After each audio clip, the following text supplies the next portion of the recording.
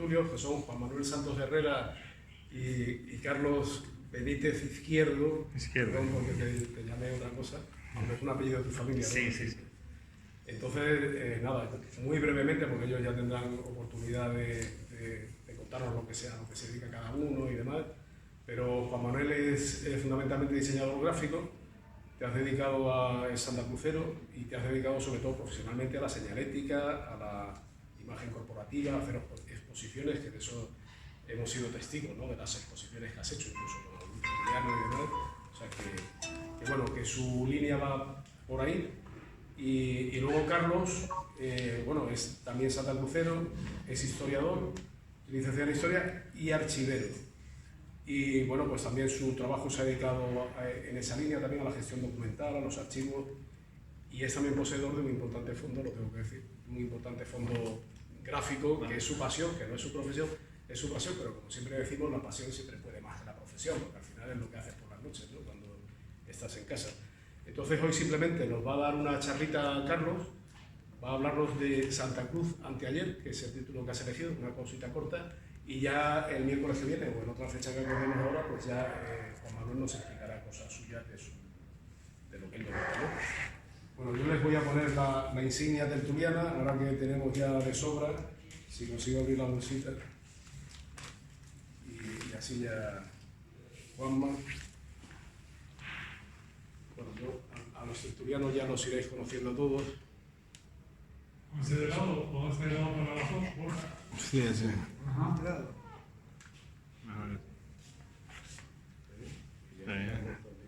Bienvenido.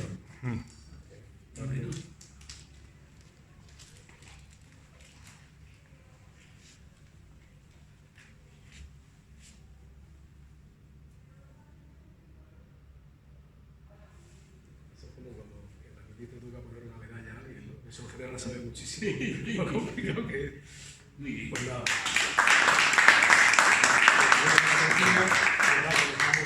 El atril y el micro no, porque no. ¿Eh? Enchúfalo si quieres, somos muy poquitos. No hace falta. ¿No? Llame si soy yo bien. Sí, A ese tono soy yo. voy a poner esto aquí. Bueno, buenas tardes a todos. Esta charla es una semblanza de cómo era Santa Cruz en los años 80. Y bueno, pues aunque no soy tan mayor como para rememorar un pasado muy remoto, ando bien entrado los 40, me gustaría compartir con ustedes unas vivencias que a los más jóvenes les van a resultar lejanas a consecuencia de los cambios radicales que hemos experimentado desde que se generalizó Internet. Si le añadimos las redes sociales y los móviles, cuando echamos la vista atrás nos damos cuenta del enorme abismo que nos separa de cómo éramos hace más de 40 años. Dudo además que los nativos tecnológicos, las nuevas generaciones, sean capaces de imaginar vivir en un mundo sin red en el que poseer un ordenador y más tarde un móvil era casi un artículo de lujo y sinónimo de estatus. Los recuerdos que voy a contarles, situados en la década de 1980, les van a resultar bien conocidos e incluso les traerán a la memoria a otros que habrán vivido. No pretendo hacer una descripción seria y exhaustiva del periodo al que me voy a referir. Mi deseo es transmitirles unas pinceladas de lo que fue la capital de la provincia por aquellos años desde un punto de vista personal. Y al mismo tiempo explicarles dónde se originó mi amor por la ciudad y su historia, casi congénitos los dos, que indirectamente han permitido que hoy esté aquí con ustedes. Dicen los estudiosos de la mente que los 5 primeros años de la vida de un individuo son claves para desarrollar muchos aspectos ulteriores de su vida, por sentarse las bases del crecimiento físico, emocional y cognitivo. Rilke, como buen poeta, escribió que la verdadera patria del hombre es su infancia. De igual manera, nuestros afectos también van asociados a lugares donde hemos sido felices o nos traen recuerdos gratos. Y en mi caso, entre otros, destaca Santa Cruz, donde nací y me crié. 1978, el año de mi nacimiento, fue importante para España. Tras una larga dictadura, estrenábamos una nueva democracia que se consolidó por medio de la Constitución proclamada en el mes de diciembre. La alcaldía de nuestra capital, con una población que rebasaba ampliamente los 185.000 habitantes, la desempeñaba el lagunero Félix Álvaro Acuña Dorta, a quien recuerdo muy bien por tener su agencia de aduanas en la casa donde vivían mis abuelos. Al año siguiente, Acuña dio paso a Manuel Hermoso, cuyo mandato se prolongó por 12 años. Junto al ayuntamiento, el gobierno civil, con Luis Mardones al frente. Y un poco más allá, en Capitanía General, Mateo Prada detentaba el mando superior en la esfera castrense. El cabildo insular lo presidía Rafael Clavijo, a quien sucedió Galván Bello en 1979, su segunda presidencia. Para cerrar la nómina de autoridades en el plano eclesiástico, Monseñor Franco Cascón regía la diócesis nivariense, mientras que mi parroquia, La Concepción, templo matriz de la ciudad, estaba regentada por los padres jesuitas, cuyo superior era el conocidísimo padre Luis Eguirón, de origen bilbaíno. Aquellos años correspondieron a la denominada transición de 1975 a 1982, según la historiografía, durante la cual España pasó de manera ejemplar de una dictadura a la democracia. Un familiar dijo que a veces los niños no comprenden, pero siempre recuerdan. Aunque por mis pocos años no era capaz de entender la importancia de aquel periodo, sí podía percibir el ambiente general de alegría, esperanza y ansias de recuperar las libertades negadas durante tantos años. Guardo la sensación de una potente entrada de aire fresco en una habitación que hubiera estado cerrada por mucho tiempo y sus ocupantes corrieran hacia la ventana para poder respirar a gusto. A ello contribuyó sin duda frecuentar, como testigo mudo, el ambiente artístico en el que se movía mi madre, vocal de la directiva del Círculo de Bellas Artes presidido por Carlos Gaviño. Recuerdo ir a visitar con ella y María Belén Morales la escultura que ésta había diseñado como homenaje a Félix Rodríguez de la Fuente en el Parque La Granja. Como niño que era, trepé por el montículo de tierra, que a mí se me figuraba como una colina, y sobre el que se instaló la figura para jugar y llenarme la ropa de tierra, mientras ellos charlaban de la obra y sus características. Relacionado con la transición ha quedado grabado uno de mis recuerdos más antiguos, que no es otro que el golpe militar del 23F, producido 3 días después de mi tercer cumpleaños. Para los españoles que tenemos cierta edad, la pregunta clave sobre la historia reciente sin duda es ¿dónde estabas el 23F? Todos recordamos con más o menos claridad ese día, donde los sentimientos mayoritarios fueron de temor e incertidumbre. Lo que puedo evocar es, lógicamente, muy nebuloso. Me encontraba una tarde jugando en un rincón de la oficina de mi abuelo, en la calle Mendocerí, y mientras él se ocupaba de sus labores relativas al negocio, se oía de fondo la radio con la sesión del Congreso de los Diputados. En un momento dado, me llamó a su lado y me explicó lo que estaba pasando. Obviamente no recuerdo ni creo que haya comprendido nada de lo que me dijo, pero sí quedó marcado en mi cerebro infantil que algo muy grave estaba ocurriendo, tanto como para poder preocupar de manera seria a un adulto de mi entorno. Mi percepción de Santa Cruz por aquellos años era la de una ciudad muy bulliciosa, pues salvo la calle del Castillo hacia el cruce con Suárez Guerra, aún no se había peatonalizado el centro. Eran arterias llenas de vida comercial, con guaguas rojiblancas de pizza y taxis negros con la franja roja como únicos medios de transporte público. De estos últimos, algunos conservaban aún los vetustos taxímetros de cuerda, así como una barra metálica tras los asientos delanteros. En una de ellas una vez me dejé los dientes por un frenazo del taxista, pues por aquel entonces eso de llevar el cinturón de seguridad pues no estaba muy valorado. Todavía se hallaba Canarias bajo el régimen de Puerto Franco, que durante más de un siglo trajo tantísimos beneficios al archipiélago y cuya supresión al entrar España en la Unión Europea supuso un duro golpe para nuestra economía. El tráfico marítimo era mucho mayor que el actual y suponía toda una novedad viajar a Las Palmas en el Jetfoil, amarrado cerca de la Plaza de España y luego en el Muelle Norte. En él hice mi primer viaje fuera de la isla. Aún no nos había sido arrebatada la posibilidad de pasear por el muelle para ver los barcos, incluso transitar por el paseo que discurre sobre el dique sur. Fueron muchas las tardes que anduve por allí de la mano de mi abuelo y su hermano, antiguo oficial de la Marina Mercante. De los barcos de entonces recuerdo el italiano Achille Lauro, enorme y azul con 2 chimeneas, que estuvo largo tiempo amarrado en nuestro puerto a causa de un embargo. Otros fueron el portaaviones Dédalo y los buques escuela, como el Juan Sebastián Elcano, el Libertad, la Danmark o el ecuatoriano Guayas, hermosos veleros que podíamos visitar en los que mi imaginación infantil evocaba lo visto en las películas de piratas y en las novelas de Salgari que leí más tarde. Las tiendas del centro de Santa Cruz las conocí bastante bien, pues muchas de ellas las frecuenté acompañando a mi madre u otros familiares. Años después, la calle del Castillo constituyó parte de mi ruta diaria al colegio. Salvo Galerías Preciado, cadena de almacenes a nivel nacional, y Benetton un poco más tarde, el resto de comercios lo formaban pequeños negocios de particulares, y muchos de ellos por la segunda o tercera generación de propietarios al frente. Aún no nos habían devorado la franquicia. Casi todos recordaremos los bazares de Alberto Martín, donde se acudía si se quería adquirir menaje de cocina, importado de Inglaterra o Alemania, artículos para decoración del hogar o cristalerías y vajillas de excelente calidad, que también podían comprarse en Bohemia o Grife y Skoda. Fueron muchas las parejas que allí pusieron su lista de bodas, una costumbre que casi ha desaparecido. Otros negocios muy semejantes fueron Firpe y en una categoría más popular Galerías Herrera, con 3 locales que hoy ocupan Galerías Laguna. Además del kilo, para los artículos del ramo textil se acudía a Bogue o a González Blanco, ambos en Imeldo Serí, así como a las 3 Muñecas, el Salón Parrilla, Almacenes El Globo o la Mercería Mayerí. Para la ropa confeccionada, la de caballeros podía comprarse en Peseño, Galerías Milán, Colman, José Alí, Vigonza o Cortefiel, mientras que las señoras elegían su vestuario en el propio Cortefiel, así como en Vana, Galerías Preciados, Escorpión o San Michel, todas en la calle del Castillo y alrededores. Por la misma zona proliferaban cantidad de zapaterías como Boston, Regia, La Hoguera, Lurueña, la Campana, Casa León y un largo etcétera. A los niños solían calzarnos en el Zapatito de Oro, cerrado hace unos años con calzado infantil que estaba muy cerca.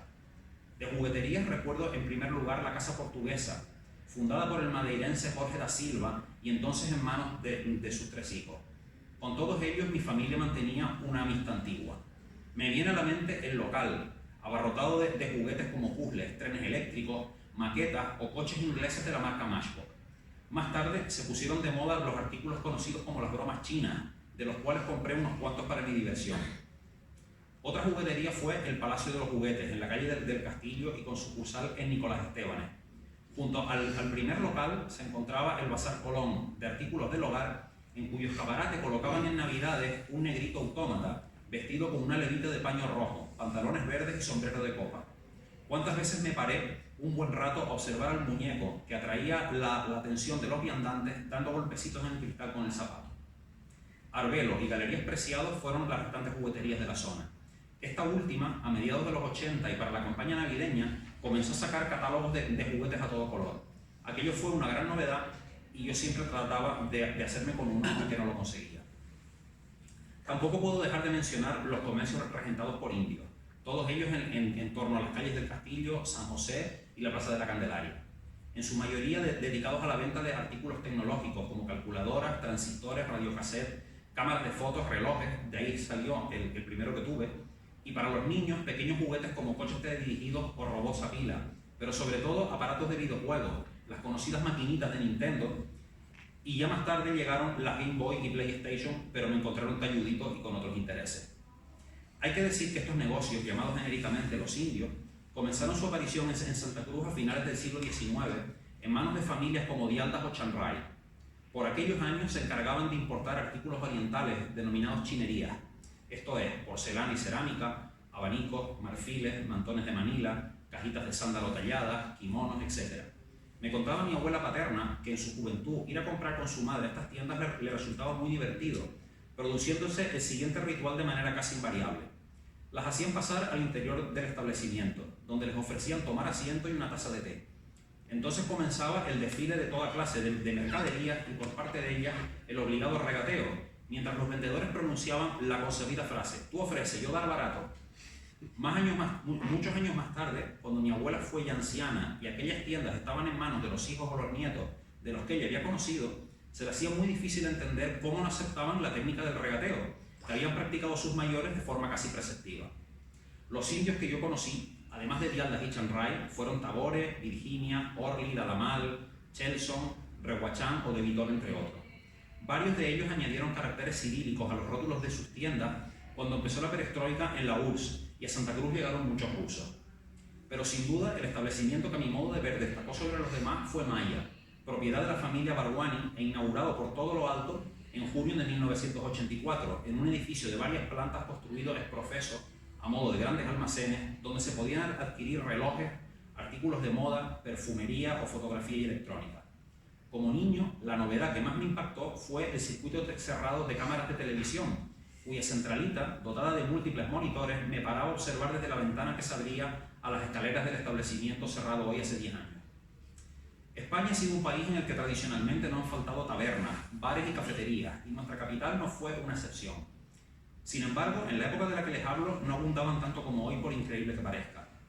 Por aquellos años, los de más renombre en la zona centro eran El Atlántico, fundado hacia 1937-38 por la familia Cole, el Café El Águila en la Plaza del Chicharro, con una larga historia que se remontaba a los años 20, y la Cafetería Corinto en la calle José Murphy, llamada popularmente el Corinto Blanco por los tonos de su decoración, en la que mi padre solía tomar café.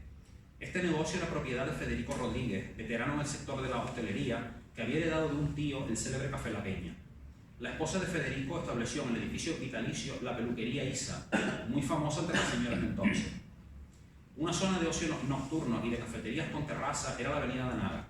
Recuerdo el Manhattan, el Mesón Topolino, el Corinto Rojo, incendiado a mediados de los 80, el Tosca, lugar de copas, y la mítica cafetería Arcaba, sitio de tertulia, decorado en tonos azules y grises con su icónico letrero semicircular. Frente a todas ellas, con vistas al puerto, los restaurantes China y Dragón de Oro, este último donde estuvo la primitiva sede del Club Náutico.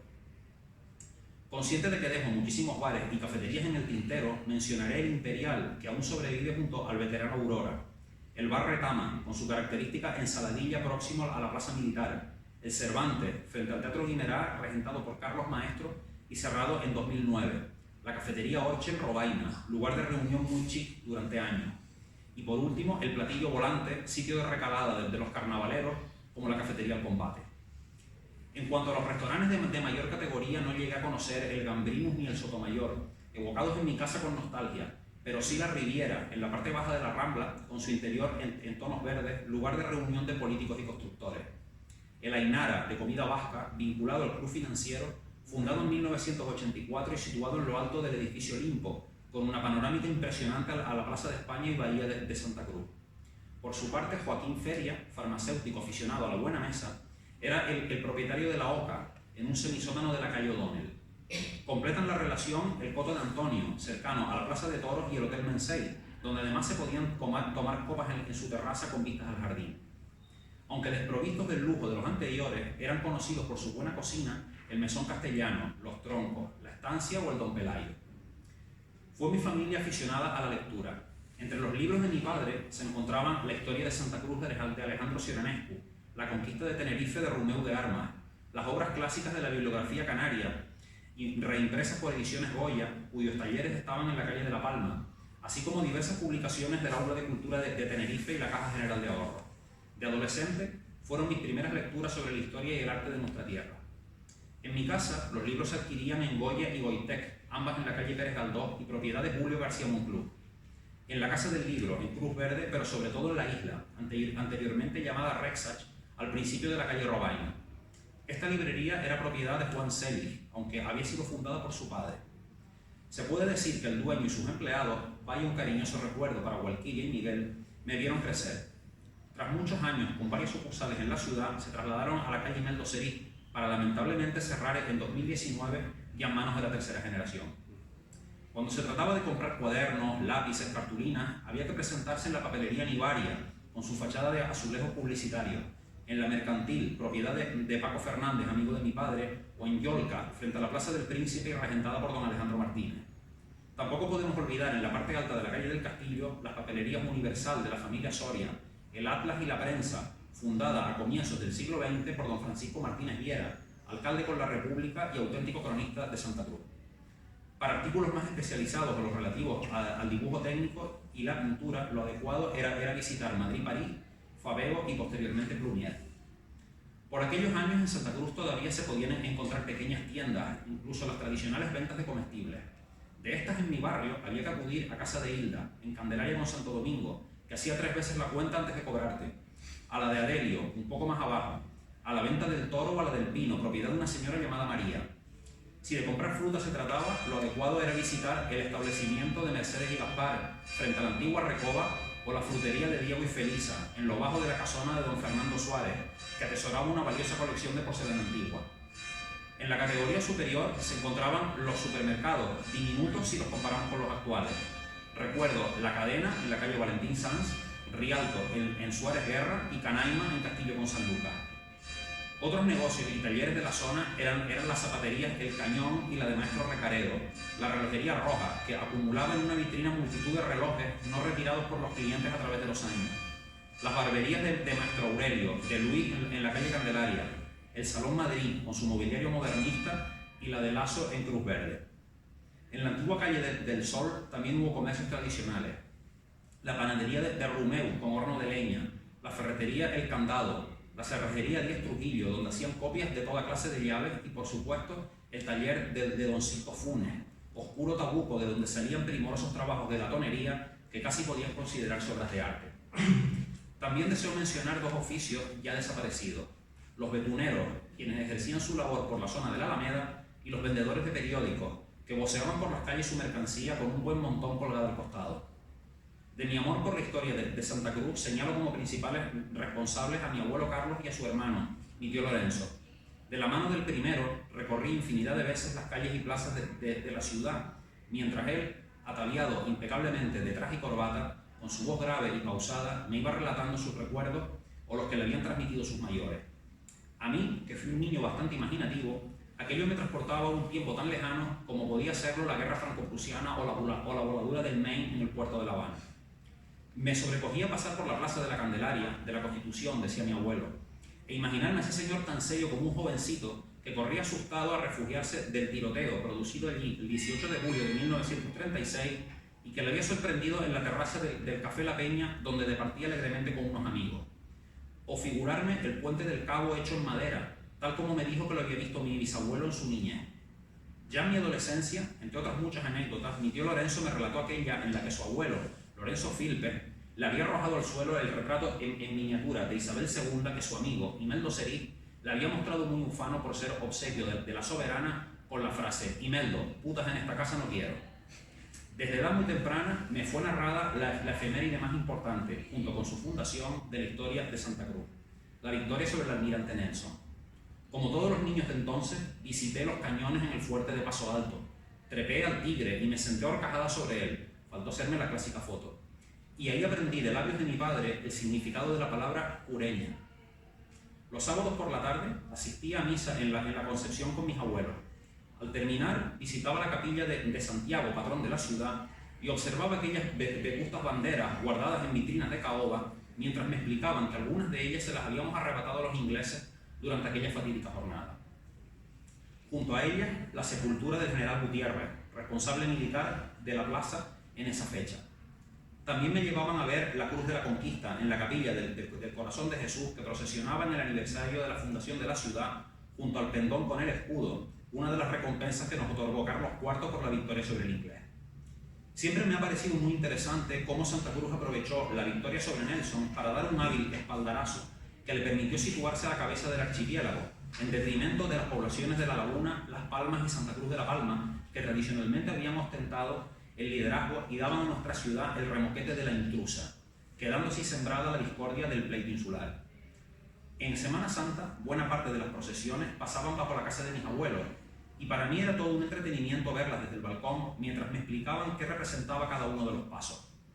En cambio, sí que acudíamos a la de la Virgen de las Angustias, los Viernes Santos al mediodía, que desde muy antiguo cosa de gran devoción. Me contaban por qué se tocaba el Adiós a la vida de Verdi, y se la denominaba de los republicanos.